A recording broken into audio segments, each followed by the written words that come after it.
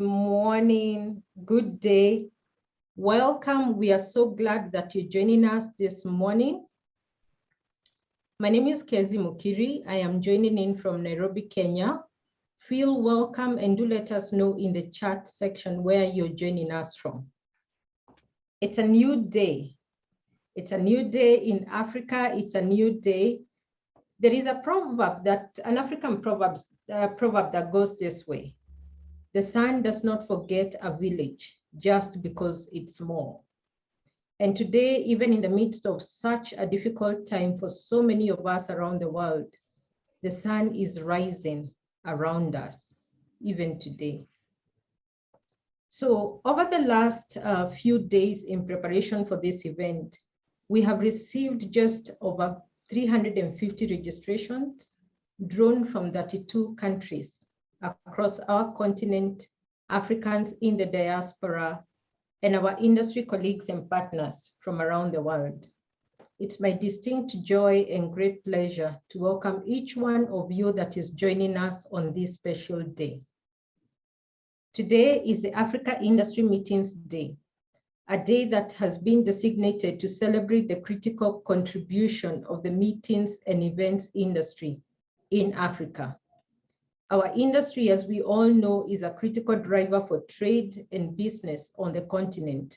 It is a significant contributor to the economic development of our economies.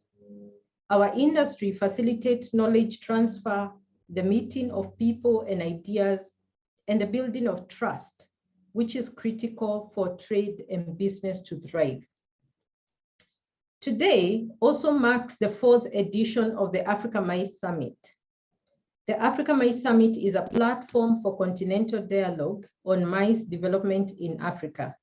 This is a platform for industry stakeholders, such as you and I, to not only dialogue on the policies, but also to identify new opportunities for us to do business, new opportunities to drive business to our continent, build new collaborations, and strengthen old and existing partnerships. When I first hosted the Africa Maize Summit in Nairobi, Kenya 4 years ago, that was November 2018, I had no idea that we would be where we are today.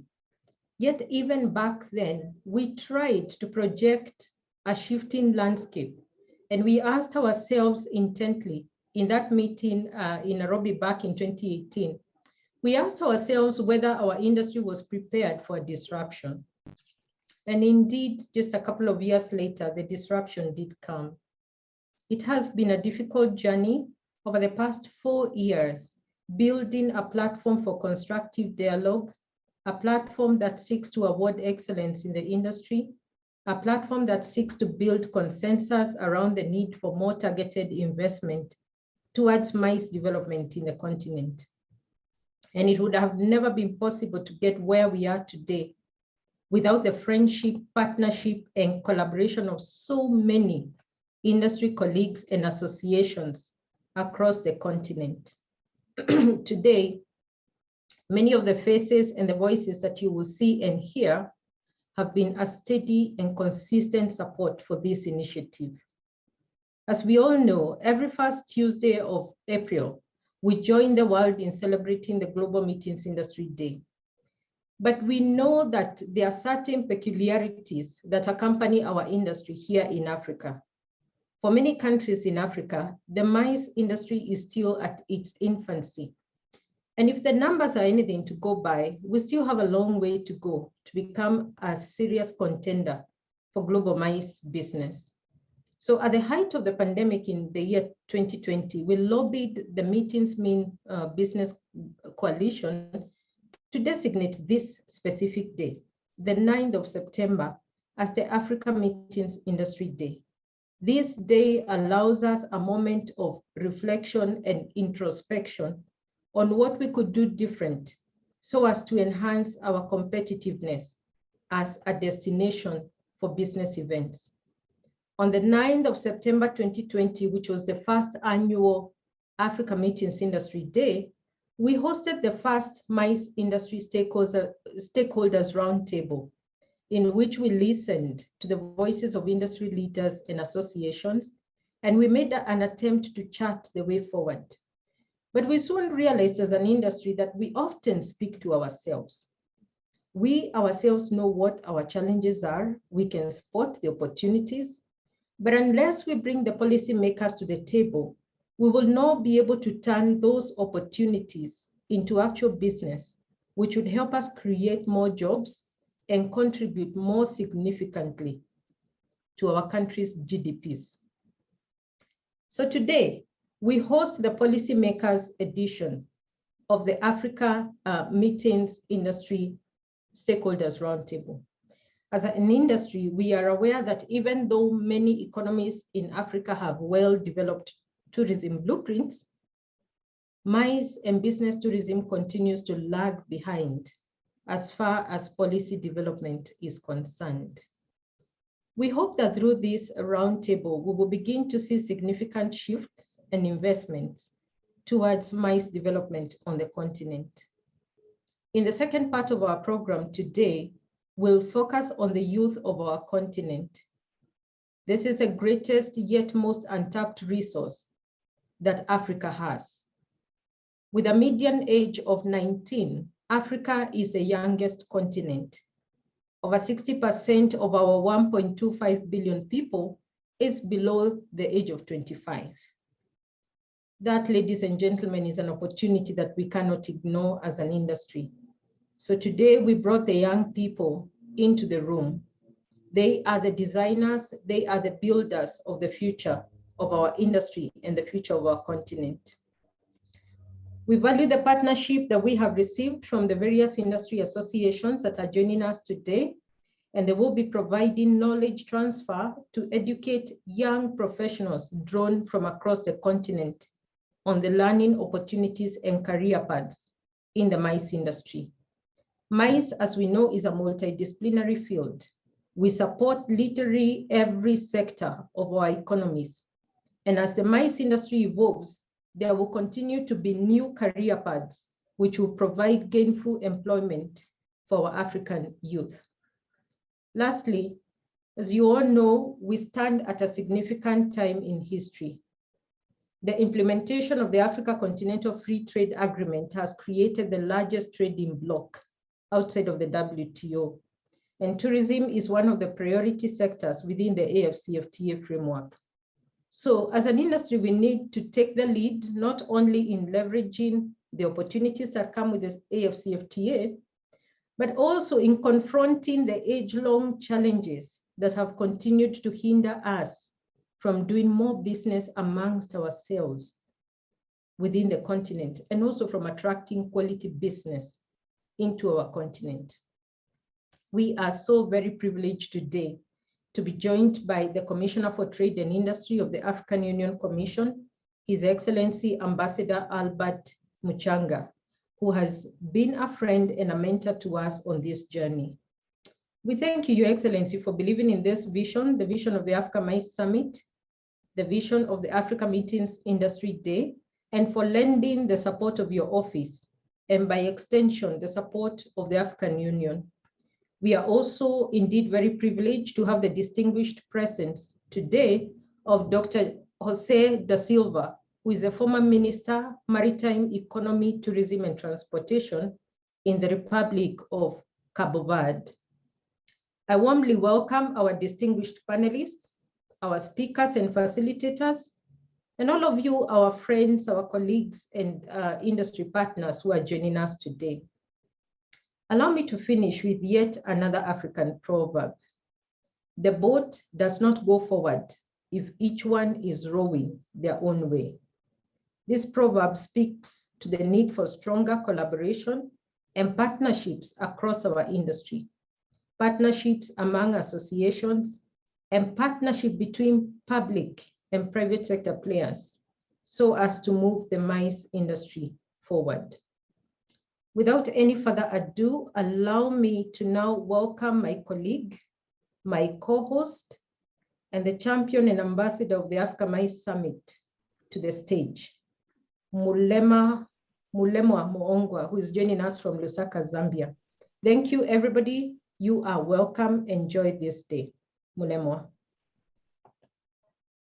Oh my God, Kezy. I don't even know what to say. I'm so excited about today. It is so validating to see so many of you turn up.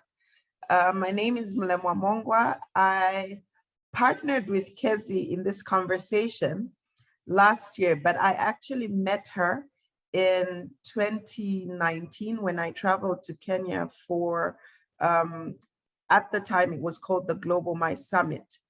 Now, in speaking to you today from Lusaka, we're hosting the second of the Africa Meetings Industry Day, like Kezy has mentioned, but allow me to just share one slide on my screen just to help you understand what has been driving this conversation for me. Personally, I went through a personal battle in 2019 where I had to decide on how I was going to progress career-wise. I had put in over 10 years in the industry, in the meetings industry. And in that 10 years, the career path that I had taken was not defined. If a young person came up to me and said, how did you become this? I am a meeting strategist, I'm an event strategist, and I do very high-level events. But I didn't have a defined career path. I didn't even have qualifications that actually said, this is how you become who you are. So in 2019, I took well, it wasn't a step in faith, but it was more a career move because I needed to legitimize my trade. So I went and I signed up and went to attend a learning program at the Indiana University that is run by the Meetings Professional International. That was a good personal move. But in March 2020, barely 3 months after that, COVID came. I had invested significant amount of money and I watched as my career could vanish. It was a possibility. I had invested 10, 12 years of my life. And I started having a conversation with Kezy because every time, and most of you that have heard me speak, have heard me refer to this conversation. Every time a conversation around tourism recovery came up, the focus was only on leisure. And the leisure part was a lot of the adventure, a lot of the social, the nature adventure, the things that people did. There wasn't a conversation that actually dealt with the broad spectrum of what the tourism industry was. There wasn't data that I was able to bring to the table and speak to my policymakers and say, this is the size of this industry. Why are you not engaging us? Why are we not part of the recovery conversation? People that own facilities were being given the room to speak, but we were not in that room. I once listened to somebody talk about how they were losing almost $200,000 of a particular event because a particular event had been canceled, and they were being given an ear.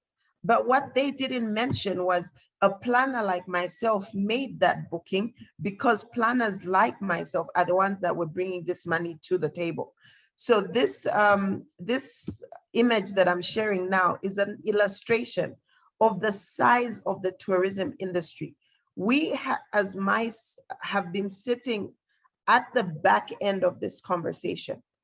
Leisure tourism came back, most of our destinations came back, and they came back big.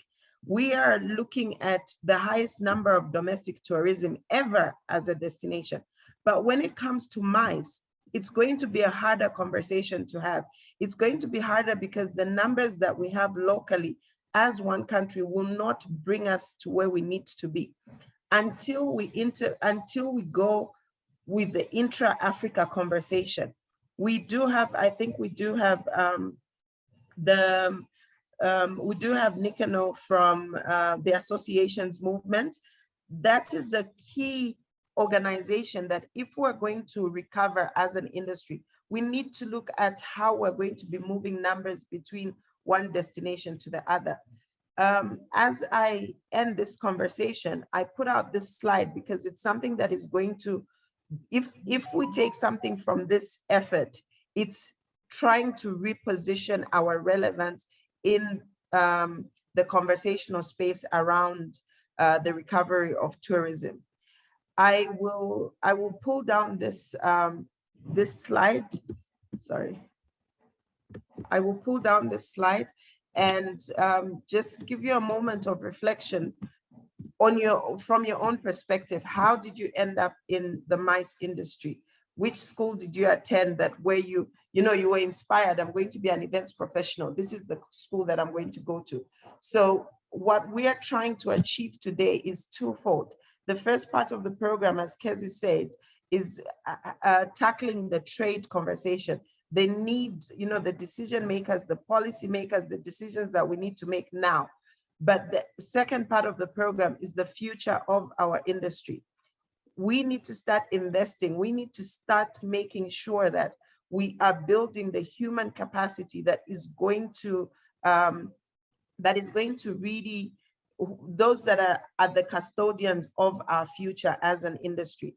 If you look at your own destinations, is there hope? Because right now we're all just, trying to survive. We're all trying to make this, make our relevance be felt, coming to the table where we want people to hear our voices. What happens when we give up? What happens when we stop the fight? We are at a point where we need to all come together to save the industry now, but also prepare for its future. The second part of our program today, which is the Future Leaders Forum, is going to target young people. But those of you that are in the industry, please feel free to join that part of the program and see how you can also use the opportunity for your learning, for your own sharing from your personal experiences. I am super excited to introduce our first speaker, who is going to address us on this occasion, an occasion that without COVID may not have come to fruition, the Africa Meetings Industry Day. Our key speaker, Ambassador Albert Mudenda Muchanga. I speak with a lot of pride because he is actually Zambian. He works out of the African Union Commission in Addis Ababa, Ethiopia. He is based there. He will be joining us, however, from Accra, because he is attending to some AU business in Accra. Ambassador Muchanga is the African Union Commissioner for Trade and Industry. He has worked in the civil service back home he has a very long and respected career in the civil service in Zambia. He has provided,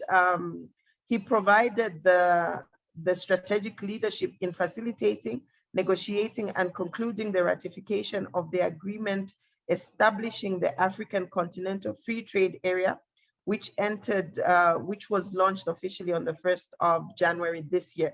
So it gives me great pride and excitement to introduce to you Ambassador Albert Muchanga, who is going to address us on this occasion. Ambassador, thank you very much. Thank you very much. I'm trying to see if I can be seen now. Thank you very much, Mulemwa. Thank you very much, Kezy. And I salute all the Africa, my stakeholders who are here this morning. And I greet you wherever you may be around the world. I'm very impressed with the size of participation. I think I've got basically two messages. The first one is what I'm going to read out. And it will be up to you to evaluate whether you align with the message or I've let you down. The second one is my presence here. It is virtual, it's not physical, but I'm present with you. By being present with you, the key message that I'm conveying is the African Union is with you. The African Union is for you. So the task is for you to make use of the African Union, which shall facilitate. And the starting point in developing that relationship is for the stakeholder to suggest a memorandum of understanding. And in drawing up that memorandum of understanding, there can be a preparatory meeting where you can make a presentation to the team working on the tourism program in the African Union, and you will be able to meet later and they'll give you guidelines on how to develop that memorandum of understanding. And once the draft is ready, we shall take it through the legal process. The Office of Legal Counsel is going to evaluate it and see if it conforms with all the set parameters. And thereafter, they would recommend that I sign the memorandum of understanding on behalf of the chairperson of the African Union. So we can work towards developing that relationship. And like I said earlier, when I'm coming to this setting, it means that we very much appreciate what you are doing. We encourage you, and you make it self-drive, mobilize resources as much as you need. Some of them may be financial, some of them may be human resources. And I think I noticed passion from all the ladies I briefly interacted with before, virtually interacted with before I was called upon to making this statement. Certainly, you have a lot to contribute to Africa, and we shall support you. I may not be able to finish my speech because the message I'm getting is that my internet is unstable, but I hope I should be allowed to finish it. So let's hope I'm not switched off. Like I indicated, tourism is one of our program areas in the new department. The new department is called the Department of Economic Development, Trade, Industry, and Mining. Efforts are underway to rename it. When it's approved, it's going to be Department of Tourism, Trade, Industry, and Mineral Resources. This is aimed at mainstreaming tourism in our work and all other aspects of the mineral resources sector, such as oil and gas. And like I indicated, when I had an earlier engagement with some of your colleagues, we're going to have a head of division who is going to head the tourism program, assisted by about 4 or 5 people.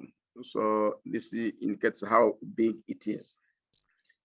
And of course, as earlier indicated, the tourism sector has met challenges, but it remains a very vital segment of the African economies. For many of our economies, it's a source of foreign exchange.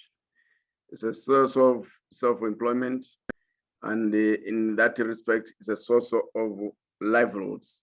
So it's a sector that is very, very strategic in our economies, in urban areas, in the rural areas, and other sections of our society. In 2019, the industry accounted for about 7% of Africa's gross domestic product and contributed 169 billion to the African economy. These are US dollars. And this figure, when you look at the sizes of African economies, is quite significant. Some of our economies have national GDP levels of about 3 billion US dollars. So you can aggregate quite a number of those countries, and you see that it's a very, very, very huge figure. And it's also a source of employment. Figures from the World Travel and Tourism Council, WTTC, show that in 2019 alone, the tourism sector employed more than 24 million people across Africa. And again, working with the figures, it also shows that according to the United Nations World Tourism Organization, At the start of 2020, Africa had the world's second largest growing tourism industry with 71.2 million international arrivals, and these are $40 billion in revenues. But of course, COVID-19 came, and not just for the tourism sector, for the health sector, for the economic sector, logistics sector, everywhere. There was a lot of disruption as a result of the world, the COVID-19 pandemic. Ambassador, we are so grateful for you coming on board today and for making this keynote address to us today. Indeed, Ambassador, you have been a support, not just in word, but also in deed. And we want to assure you that we are pursuing intently the execution of the Memorandum of Understanding between the Africa Maize Summit and the African Union, which will definitely help us to consolidate the gains that we've made over the past 4 years. Ambassador, just to let you know that when we began 4 years ago, we only had 6 countries in the room. And indeed, as you stated today, registrations for this event captured 32 countries joining in this dialogue today. So we are making the move, and very soon we will deliver the 55 African countries in the maize dialogue. Thank you very much also for agreeing to step in as a patron for the Africa Meetings Industry Day, and for making your remarks today. We certainly will share the document of resolutions for your onward circulation to the African Ministers of Tourism. Thank you very much, Ambassador. And now to move. Thank you very much. Yes, thank you. Thank you. To move us forward, maybe let me, before we move forward, say to the Ambassador, we understand you will need to be linked, and we thank you for being here. So to move us forward in the program, I would like to introduce the moderator for the high-level industry roundtable. Mrs. Linda Pereira is one of the most influential and respected voices in the global meetings industry. She has worked on major events for the past 30 years, right from Expo 1998, Expo 98, to Euro 2004, and various other significant large events across Europe and across the globe. She has worked for various EU presidencies and is an invited lecturer in numerous universities where she lectures on strategic meetings management. Linda is passionate about associations, and she sits on various international association boards. She also consults for governments and international organizations, and is considered one of the top 5 most influential people in the industry in Portugal. In short, she has got such an impressive bio, but in short, ladies and gentlemen, Linda is a powerhouse, a mentor, and a significantly strong voice for our industry. She is a consultant for the business events sector across different parts of Europe, and today she has allowed us to stand on her shoulders. Linda has hardly slept over the last week trying to mobilize African ministers of tourism. Linda, take the floor. Thank you very much for being with us today. Thank you for being such a dear friend and a dear support. Welcome.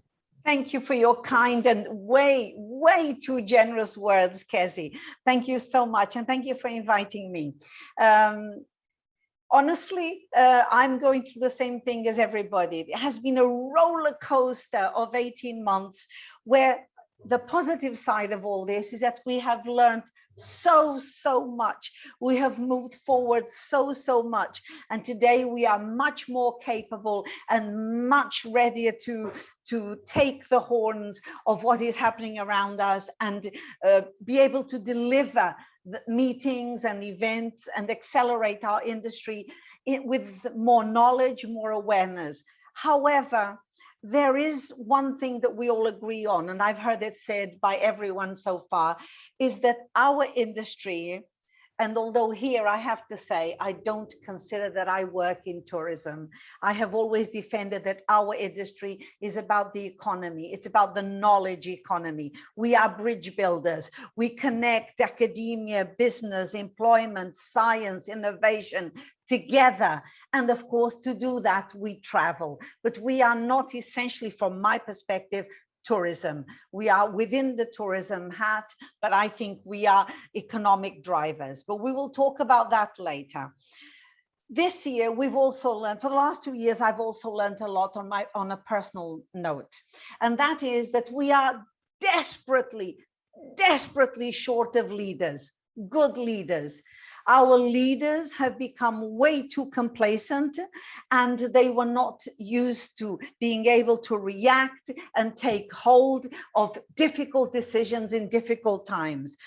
Too much paralysis through analysis. And now we have to move on and stop analyzing and start doing. And our sector is the key, or a key driver forward. However, when I was thinking of how we would structure this chapter, immediately one leader came to mind, one person came to mind that would be the perfect person for me to invite to set the tone. I have a tremendous and profound respect for Dr. José da Silva Gonçalves. He is the former Minister of Tourism and Transport of Cabo Verde, but he will always be my super minister, because the minister before he became the Minister of Tourism and Transport and the Minister for the Maritime Economy, which you have to understand, he did at the same time. He was the minister of both at the same time, which is a feat in itself. Before that, he was the Minister for Economy, and they held 9 different mandates under his ministership. And that was like amazing. And so he always exhausted me. He calls himself a road warrior. He is well versed with travel and with different cultures and working in different environments. He is a person who I worked with to provide some counsel, and I ended up learning much more than I gave. But I'm not giving my salary back, sir. That's it. Okay, so I think that no one else could have set the tone. Dr. José Gonçalves was a true, while he was a minister and still is, was a true statesman, and the person who looked at things from all sides and looked at things through an analytical perspective before he made decisions. He is well aware of what Africa has done and how it has moved forward.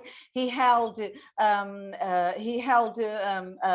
much respect within the UNWTO group of ministers. And so I could not think of anyone better to set the tone before I move into my industry panel. So, Doctor, the stage is yours, and thank you so much for honoring me with your presence. Well, Linda, you're taking my breath away as usual, and thank you so much for the kind words. And it's always been a tremendous joy and pleasure to work closely with you, and we have traveled far and accomplished much together. Thank you so much for the kind invitation and for this introduction. Dear organizers, dear participants, ladies and gentlemen, warm greetings from Mindelo, the cultural capital of Cabo Verde. First of all, I want to thank the organizers of the 2021 Africa MICE Summit and the Africa Meeting Industries Day for the kind invitation extended to me to participate as speaker in this important event. I addressed this message on MICE in Africa during and post-COVID-19 challenges and opportunities to all those listening and watching this event worldwide. Ladies and gentlemen, all the generations alive on Earth today have never seen a more dire period as that facing the travel and tourism industry in general and the MICE sector in particular. Its economic and social impacts are devastating, especially when compared with the uplifting trends registered prior to the COVID-19 pandemic. Indeed, all indicators registered in the ICCA 2019 annual report were pointing to continued and sustained growth in the industry worldwide, including, of course, Africa, which still has enormous opportunities to grow and expand, as it accounts for only about a 2% share of the world market. A brief look at the pre-pandemic figures published in the ICCA's 2019 report reveals that year on year, there was consistent growth pattern in the meetings market. Specifically, over 13,000 rotating association meetings were held, the highest ever recorded annual figure. Likewise, total expenditure on all meetings of almost 11 billion US dollar, also a record amount. This excluding spin-off investments and broader economic spillovers. But then came COVID-19 pandemic with a vengeance starting in January 2020, crippling mobility and large gatherings imposed by lockdowns worldwide. The consequences were devastating for the travel and tourism industry in general and the MICE sector in particular, all over the globe. After the initial panic attack in early 2020, caused by the then little-known virus, SARS-CoV-2, organizers and professionals scrambled to make adjustments quickly to their meeting plans and schedules. Adjustments including postponing, canceling, going virtual, innovating with hybrid modes and relocations, etc., affecting over 90% of planned meetings, leaving only 9% of meetings to be implemented as planned. Of course, as to be expected, the financial impact of this organization and logistics mayhem was devastating for the MICE sector. Consequently, actual meeting expenditures totaled a paltry 1.6 billion US dollar, or slightly over 15% of 2019 total figures. The situation looked dire indeed. But thanks to resourcefulness of human nature, people set about to quickly make necessary adjustments and adaptations in the face of calamity, in hopes that the storm would soon pass and brighter days would come so that the MICE sector could pick up where things left off at the end of 2019. But the $1 million question is, when will this happen? To be sure, no one really knows, but pessimists, skeptics, and optimists alike have all weighed in their opinions. The best guesstimate today is that things might get back to the new normal in about 2 to 3 years, provided that strong vaccination, prophylactic, and mitigating measures are taken worldwide. But the new normal will not be business as usual as in 2019. A major seismic shift has befallen the meetings industry. The rapid penetration of technology and communication solutions in the MICE sector is here to stay, certainly greatly reduce the once dominant face-to-face meeting modalities. The financial downside consequences resulting from increasingly greater use of virtual and hybrid meetings over traditional face-to-face gatherings are obvious. Ladies and gentlemen, challenges affecting and hindering implementation and development of the MICE sector in Africa are of national, regional, and continental scope and nature. By looking at the list of client requirements for choosing MICE locations, the answer is clear why Africa only has a 2% share of the world market and still has quite a long ways to go before becoming a location of choice for MICE events. Key client requirements for choosing MICE locations include efficient transport network, connections, and expeditious airport arrival processes are a must. Less stringent visa requirements and efficient processing. As you know, only 11 of the 55 countries in Africa require no visa for entry for up to 15, 30, or 90 days. MICE facilities should be in the vicinity of airports. Hotels need to have good MICE facilities and amenities. Safe environments are a major requirement. Cultural attractions and shopping options are highly desirable. Modern IT facilities are a must.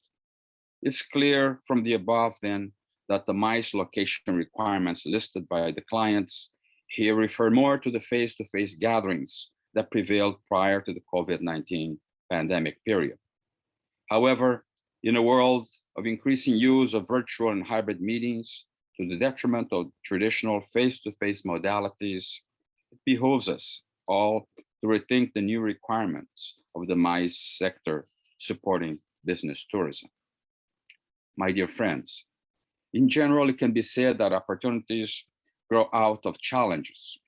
Some of the challenges listed above offer ripe opportunities for governments to capitalize on and thereby improve the conditions and the local levels to enable the MICE sector to develop and flourish. Governments need to be more favorable, forward-thinking by developing a sharper focus, creating more favorable policies, developing adequate infrastructure, facilitating cross-border access, and so on, to spur development of the MICE sector in their respective countries.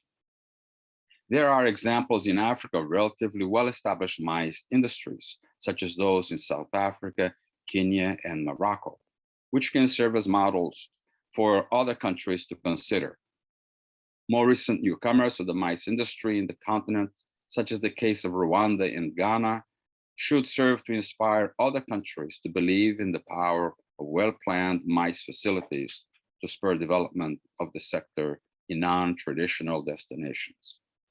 The list of key client requirements enumerated above should serve to guide governments in Africa to think creatively at existing challenges and thereby harness opportunities to support development of MICE industries in their respective countries.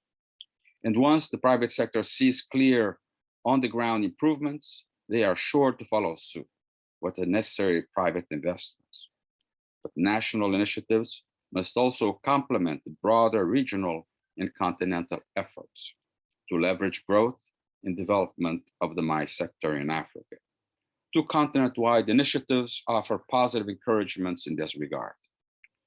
The first is the Single Africa Air Transport Market, better known as SATM. Although they're still signed by only 34 of the 55 countries, SATM is on the right track, even if moving at slower than expected pace. However, it's a sad fact to note that countries in Africa continue to be more willing to sign air transport agreements with foreign nations than with neighboring countries. But while only a relatively few countries on the continent have the wherewithal to develop a modern air transportation system, most countries remain mistrusting of their neighbors developing one nearby, which ironically might even benefit them as well. This myopic view often hinges on the perception that such development comes at the expense of one's own national interest. Things clearly must change. What is needed is a posture of mutual collaboration and win-win attitude, rather than the underpinning zero-sum sibling rivalry competition which seems to prevail. The second continent-wide initiative is the Africa Continental Free Trade Agreement, referred to earlier, also known as AfCFTA. It now has been signed by 54 of the 55 countries. This is an encouraging initiative indeed, which seems to be moving at a much faster pace than SATM. Given that tourism is one of the 5 priority sectors in the first phase of negotiations within the AfCFTA framework, it is auspicious that this initiative will be discussed at the Ministers' Roundtable in the context of this summit event. Let us hope that these two lofty continental initiatives go further than the usual head of state and ministerial conferences to see the light of day in terms of implementation on the ground. Let's be clear about one thing though. The practical impacts of these two grand strategies still lack concrete measures and improvements on the ground. We must emphasize the conditions have yet to exist that at proposed MICE destinations in Africa to support development of the sector. It is clear that responsibility of host governments to develop the right policies and infrastructure to enable development of the MICE industry locally. Until adequate infrastructure, mobility, cross-border access, venue facilities, and amenities are in place, development of MICE industry in Africa will be greatly hampered. But those of us participating in this virtual Africa MICE Summit today will do well to continue drawing attention to these challenges with the view to capitalize on the opportunities that await, thereby creating necessary and sufficient conditions to relaunch the MICE sector in Africa during and after the present COVID pandemic. Ladies and gentlemen, let me end this brief address on a positive note. About 100 years ago, the so-called Spanish influenza sowed great havoc in that generation in terms of deaths and misery. Today, we are indeed fortunate to be living in an age when science and technology are clearly on our side. As examples, healthcare continues to improve day by day. Vaccines have been discovered in record time.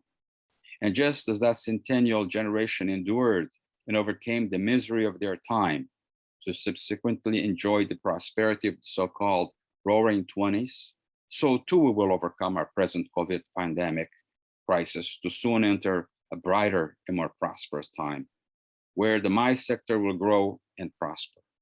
I am sure that with the right policies and measures in place and required private investments in the MICE sector, Africa stands to partake from a much greater share of the meeting industry pie than it had in the pre-COVID-19 pandemic period. Thank you for your kind attention. Oh, thank you, thank you, thank you, thank you. Thank you for your time. Thank you for your availability. Thank you for your work. And thank you for leaving a nice positive note. I too agree that we will overcome and that these situations provide opportunities for us to develop and grow. I will just bring up one note. You headed the largest ever group of ministers that's under your mandate of tourism and transport in Cape Verde, where one of the topics was exactly SATAM.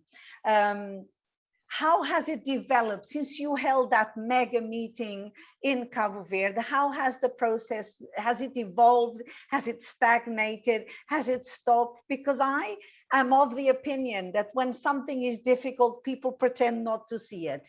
Has it developed? Has it moved forward? Has anything been done? Well, thank you, Linda, for mentioning, and that was one of our great achievements, I must say. It was the first time ever in early 2019 that the tourism and the air transport sectors under the auspices and of the African Union, UNWTO, and ICAO were able, in Cabo Verde, were able to organize this major event over the two sectors. At that time, we reported that only about 20-some countries had signed on to SATAM. Things have not moved very far. Of course, we might, give benefit of the doubt and blame part of this on the COVID mayhem that happened in the air transport sector. People are scrambling to just survive and grow and understand what is actually happening to us. And still, commercial air transport is severely limited because access to countries still, you know, as you know, is only essential travels. As a result of this, it has skewed, I think, the attention. Although I would have hoped that this respite of time that has occurred to make us really think hard and prepare for the next momentum. We have not taken this opportunity. I think the countries in Africa which have not yet signed, as I said, with a sad note, that there's a lot of mistrust, unfortunately, to sign and give access and opportunities to countries next door. That attitude must stop. We must move on. We have all to gain with an Africa, similar to what has happened with the free trade agreement, Africa-wide, with 54 of the 55 nations have signed on. There is no reason that the same number of countries should not have signed SATM, which started long before, and certainly is a tremendous enabler to facilitate mobility in Africa. Once we have mobility in Africa, it will be easier for Africans to hold mice within Africa, and do not need to travel to Europe and back to Africa again often, because there are no direct flights. By the time one goes from point A to point B in Africa, often, Africa is a large continent with many, 55 countries. It's often easier to dash to Europe and dash back to a particular country because of these agreements in place and facilities, than to go from one African country to the other. This must stop, and I encourage all those listening at all levels to make the pressure that needs to be brought on governments to take the decisions, which is all the groundwork has been done. I'm sure all the technical staff at all the ministries and civil aviation authorities have looked at this right, center, and left. So the time is ripe. Let us sign the SATM. Let's facilitate mobility in Africa. And please, governments, take down the visa requirements and constraints which exist. What's all this mistrust? Why is it only 11 countries in Africa require no visas for people to travel on business up to 90 days, some only 15 days, only 11 countries. The world really has to put down the guards, and the gates must come down. And there are easy ways today to process visas at a distance. The world is doing that. Or just, what's the point of visa anyway when people are coming and we have all data and information on travelers? A tremendous amount of information today. More reliance has to be placed on that so that we can have greater mobility and access to support the MICE sector in particular.